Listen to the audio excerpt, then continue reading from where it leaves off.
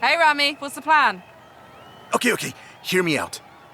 Beautiful Mexican supercar, beautiful Mexican roads, promoting the Horizon Festival! Do we need promoting? The festival seems to be doing okay. All right. I'll find someone else. That is not what I said. Of course I'll help you. I knew I could rely on you. Let's go!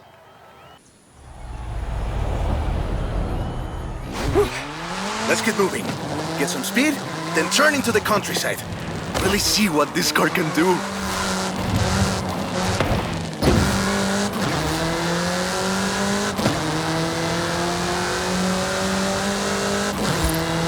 Yeah, great speed! But let's see how you handle some corners. You want to tell me about the car, don't you? I thought you'd never ask! So, VUL is an abbreviation. It stands for Vehicles of Ultra Lightweight and High Performance. It was started by two brothers, Guillermo and Iker Echeverria. The VUL 05 is a track-focused supercar, designed and produced in Mexico, but tested and optimized in the UK. I even think I saw one at the festival when I was over there. We're driving the pre-production version of the VUL 05RR, the even more track-focused version. Somehow, the designers reduced the weight by 65 kilos and increased the power to nearly 400 bhp. Then they lowered the engine by 50 millimeters to drop the center of gravity and improve cornering. Impressive! They're pretty serious about the ultralight part. The 05RR even has an option for titanium bolts, saving another 4.5 kilos. What does the RR stand for? Road and Racing. The car was designed for an enhanced track experience, but remains road legal.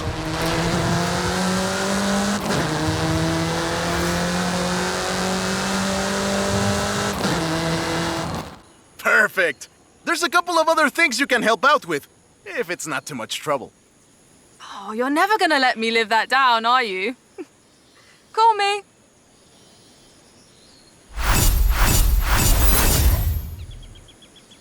Let me guess. Today's episode of Mexican Automotive History with Ramiro is about the Baja 1000. You are very perceptive, my friend. This dune buggy was the first car to race here. Let's take it for a spin.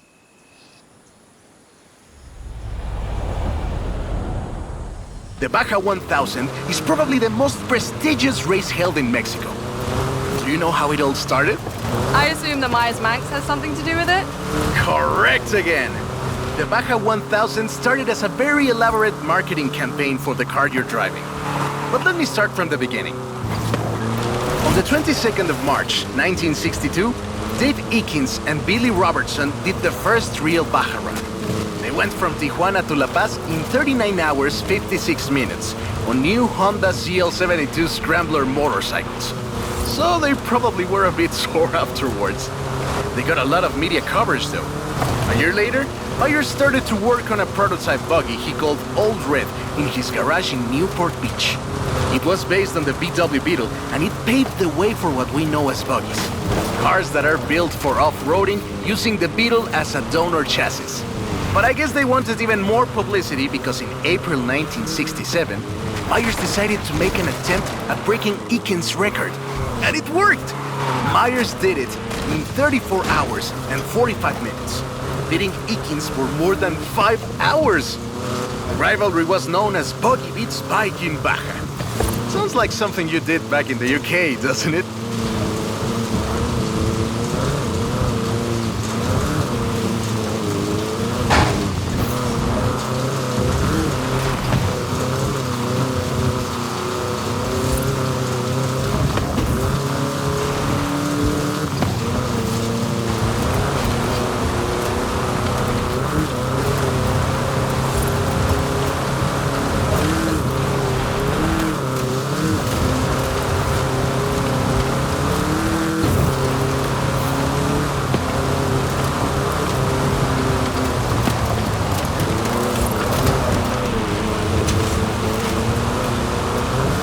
years max became an overnight sensation as a result, and suddenly they were friendly races all across the Baja.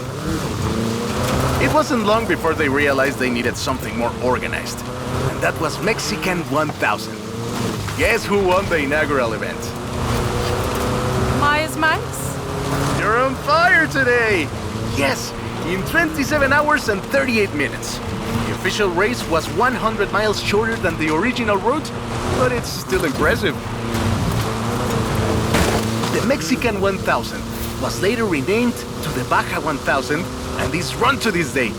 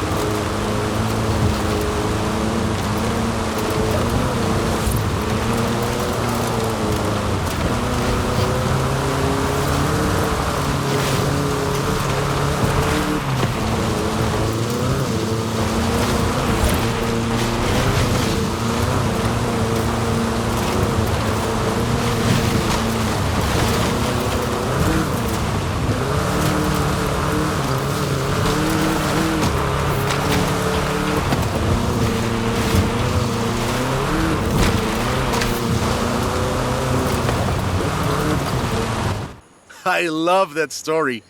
My abuela used to tell it to me at least once a year.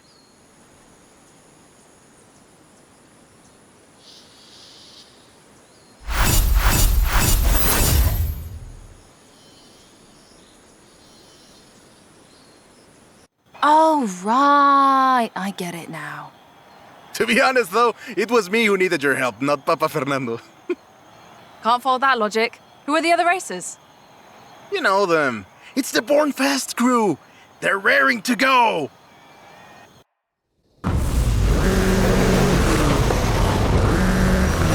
Hey, he's eager. But this isn't really a street race. There's no checkpoints, just the finish line. So keep to the route and get there first. Nice overtake. It's hard to overstate the effect that the Beetle had when it arrived in Mexico in 1954. Before that, all we had were these huge American cars. So this new European-style car with its shape and light chassis and those adorable headlights and an engine that anyone with a tractor could fix was, well, a complete game changer. They were so exciting that they were displayed at the Ciudad Universitaria in Mexico City, and there were lines to come and see this new car. Like that! We're gaining! Production of the Beetle started in Mexico soon after 7 of them finished the Carrera Panamericana. Before that, people were a bit worried about reliability, you see. We Mexicans love a good-looking car, but a car that can do work is better. The Panamericana convinced us, and in '61, Automex had assembled 250 of them. By '62, the first plant had opened in Jalostoc, making 10 of them a day. We love that car. So another plant opened in Puebla in 1967. And in '71, El Bocho became the official taxi of Mexico City, which is why you see so many of them today. It's funny. The first Bochos were imports, or CKDs. But in 1971, that is a great car. Probably the most iconic car in all of Mexico. Ay, es increíble que un auto tan pequeño deje un vacío tan grande. Adiós, sedan. Thanks. I'll call you when I've got that next one ready.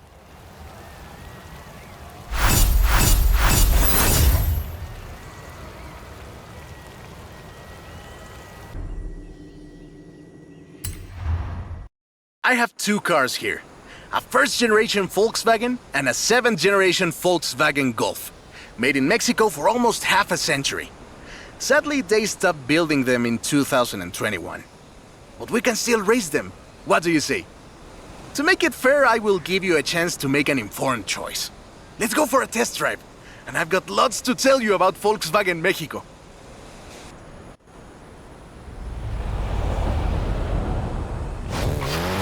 Volkswagen Mexico headquarters are in Puebla City. It started production in 1967 with the famous Beetle.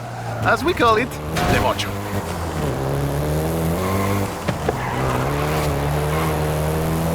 VW made multiple attempts at replacing the famous Beetle with newer models, but all of them failed way short of achieving the production figures until the Volkswagen Golf came into play.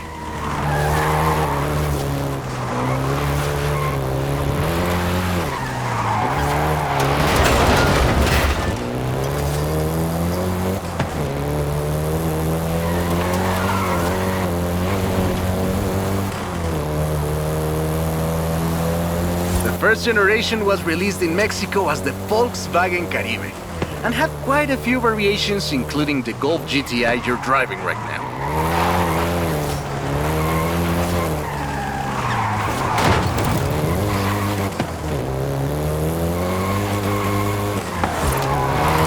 VW engineers, inspired by the Beetle GSR, designed and prototyped the Golf in secret as a Skunk Works project. Little did they know that the Golf GTI would become the hot hatch.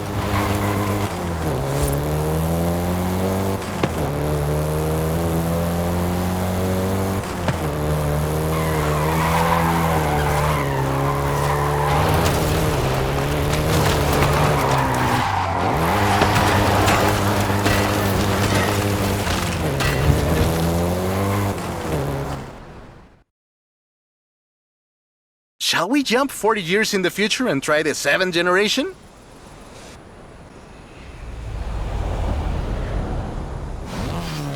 The 7th generation of the Golf first appeared in 2012.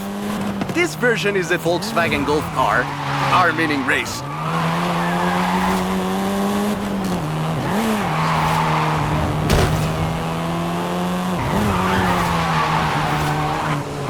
This was the fastest Golf in the range, with a 0 to 60 time of 5.1 seconds.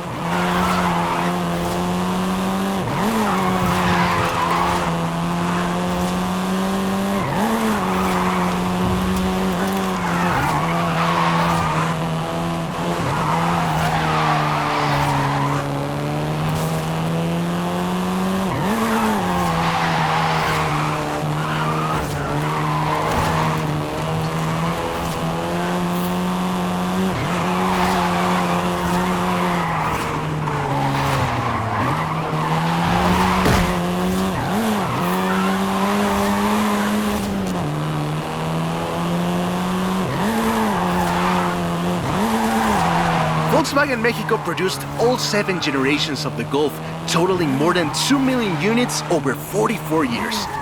In fact, a lot of Golfs you find in the US were built here.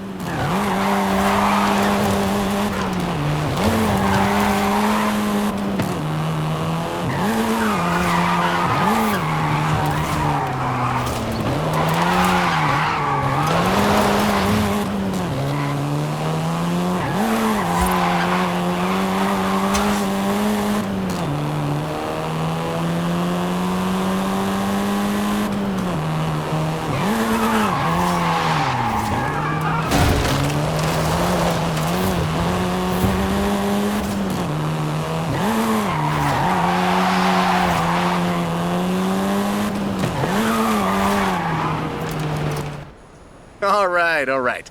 Enough driving around. Let's go head to head, after you've had a chance to rest.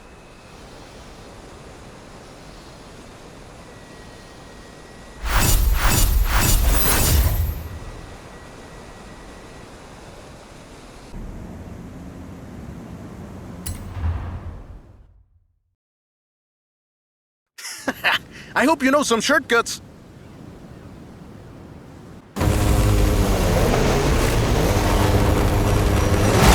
See you at the finish line. Don't make me wait for too long.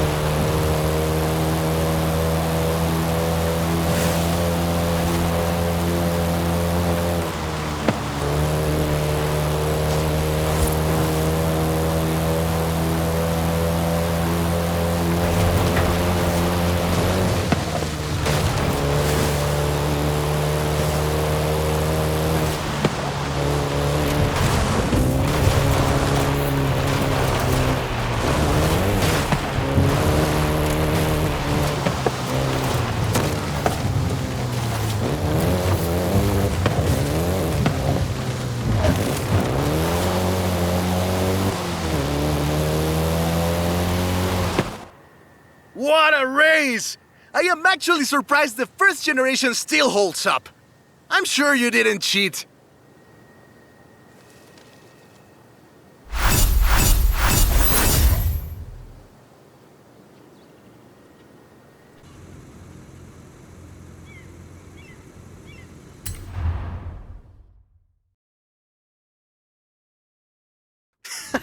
I hope you know some shortcuts.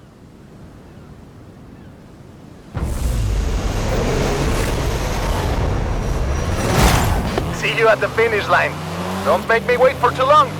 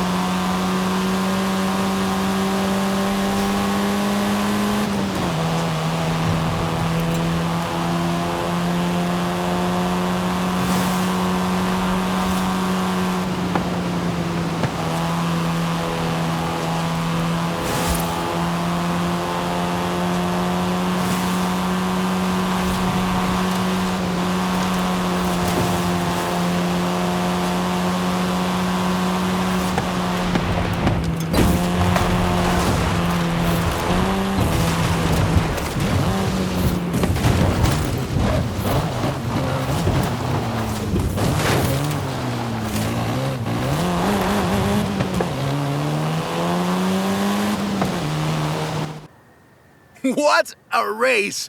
The difference 40 years makes!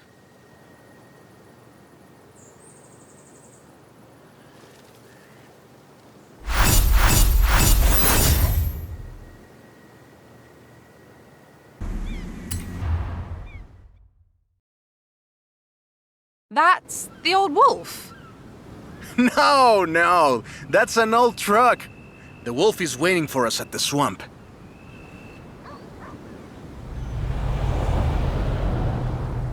Haley asked us to clear some debris, and I've got just the car. But we need to get there first. Of course! Who do you think I am? The driver who destroyed a record-breaking amount of fences. Oh, that's fair.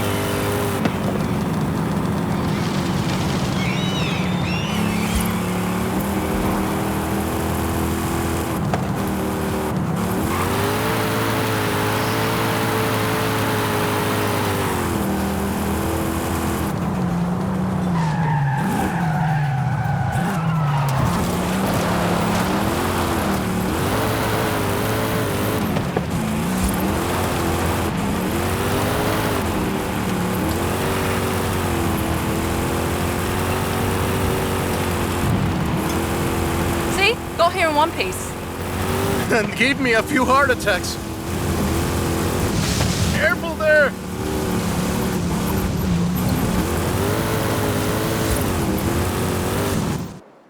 And now, let me introduce you to the fourth Lobo. This car is more your style. Now that is a heckin' good wolf.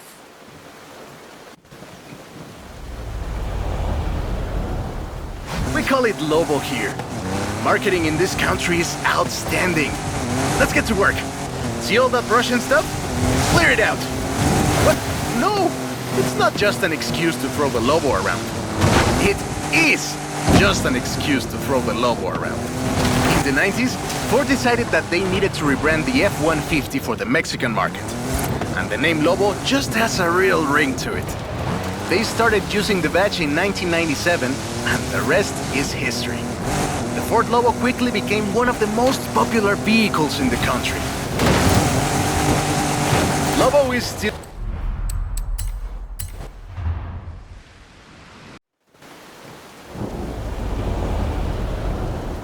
We call it Lobo here. Marketing in this country is outstanding. Let's get to work.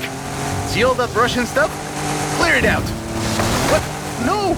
It's not just an excuse to throw the Lobo around. It is just an excuse to throw the Lobo around. In the 90s, Ford decided that they needed to rebrand the F-150 for the Mexican market. And the name Lobo just has a real ring to it. They started using the badge in 1997, and the rest is history. The Ford Lobo quickly became one of the most popular vehicles in the country. Lobo is still used for the modern Rangers like the one based on the F-150 Raptor you're driving. But we don't just call it Lobo. No. We call it Lobo Raptor. So it's the same car? Now, there are loads of differences, like a dog and a wolf. The Lobo only comes in XLT and with higher trim levels. The base version is still sold in Mexico as the F-150, but the Lobo is the elite F-150.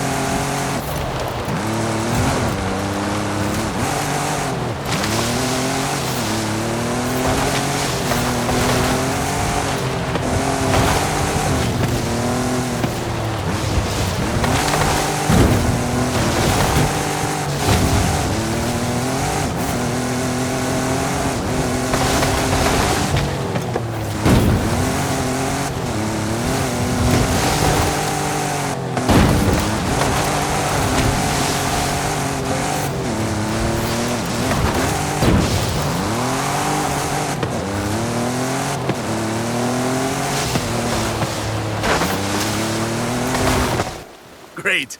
Job's done. And the scratches will buff right out. Thanks for the help!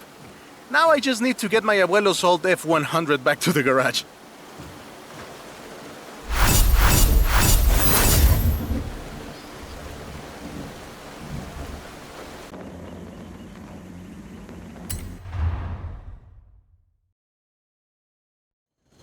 I know you've got one of these.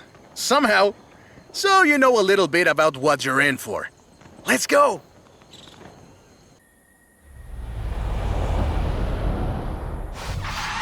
Let's take this down to the beach. Stick it in AWD if you like. There's some nice curves up ahead.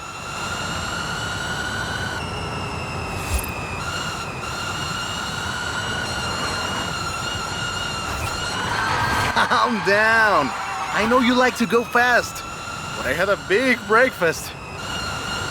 This is 2021's EV of the year. And it was up against things like the Taycan and the e-tron and the Recharge. It set 3 Guinness World Records, and it's inspired by the beautiful original Mach 1. And I'm telling you all of this because the Mach E was built right here in Mexico at Cuautitlán Assembly. Whoa! How do you make it go around corners like that? I'm really asking. Cuautitlán Assembly has been building cars since the 60s. And more than 2.2 million cars later, we're sitting in an actual space machine made here in Mexico. Quite a journey from Cougars and Thunderbirds and F-150s to this. This isn't just a prototype. Cuautitlán Assembly does a range of options for the Mach-E. A 68 kilowatt-hour standard and an 88 kilowatt-hour extended range version. It will give you over 300 miles of range on a single charge. The Performance GT version is the really wild one. 0 to 60 in 3.6 seconds. This one is quite a bit faster. Honestly, when I first tried it, I had to go and sit in a quiet room for a bit. And I've flown airplanes in a storm. It's wild tech. You can switch from all-wheel drive to rear-wheel drive at the touch of a button. And when you get into tuning, you can basically tweak every one of the 7 engines individually. It can make 1,400 horsepower and a ton of downforce at 160 miles per hour thanks to the Aero 2. So what you're saying is, not bad for something that weighs more than that F-150 of yours. Yes. And there we go. Sunrise over the sea. Beautiful. But we're not done. There's one more thing to look at. I'll let you know as soon as I have, found it.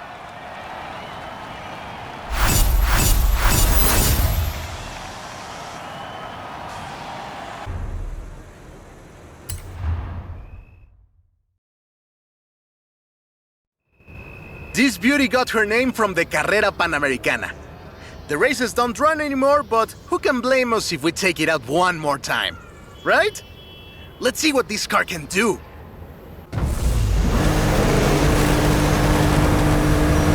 There's Jamin! Guess he wanted one last race. Let's do this!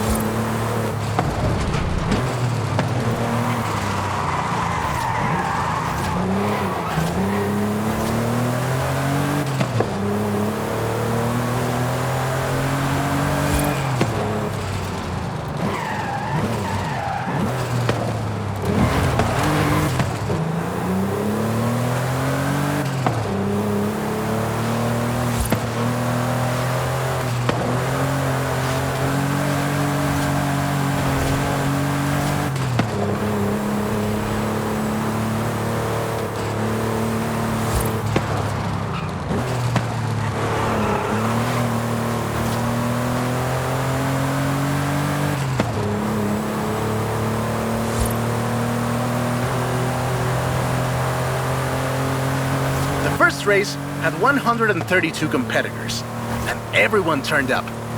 Amateurs to F1 drivers, men, women, professionals, anyone who had a car. Do you know anyone who participated? Aleja thinks Papa Fernando did, but she thinks Papa Fernando did everything. I know we used to go to the races with my grandfather. Ah, qué buenos recuerdos. There was no speed limit before 2012, and you'd see cars doing 180 miles per hour. Not that I'd know anything about that. 2,178 miles of the Pan American Highway run through Mexico. The race itself had 9 stages and lasted 5 days. But the sheer distance wasn't the only challenge. Constant changes in the elevation from sea level to 3 kilometers up. The most challenging road race in the world. The winner of the very first Carrera Panamericana was Herschel McGriff, who drove an Oldsmobile 88 at an average speed of 88 miles per hour.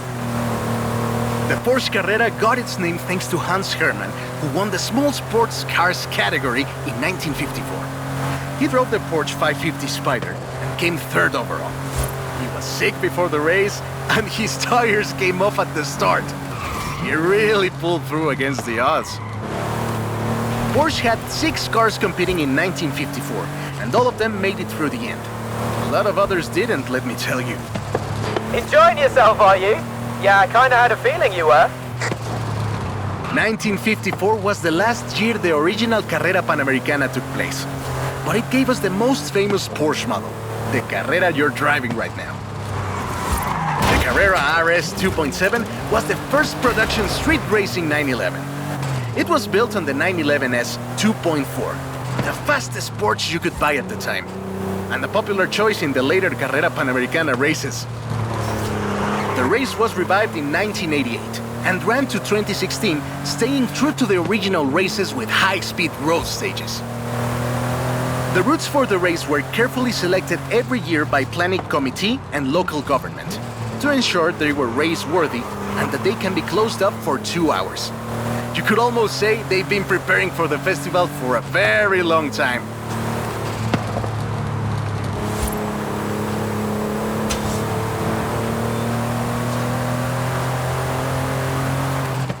This is Jamin's exit. It's been fun, my friend.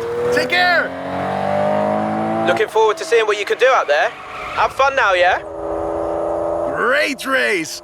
Almost like we did a little Panamericana with a friend. Anyways, hope you had fun with this little stroll through cars hechos en Mexico. It was great. And let me know if you find any other cars like that.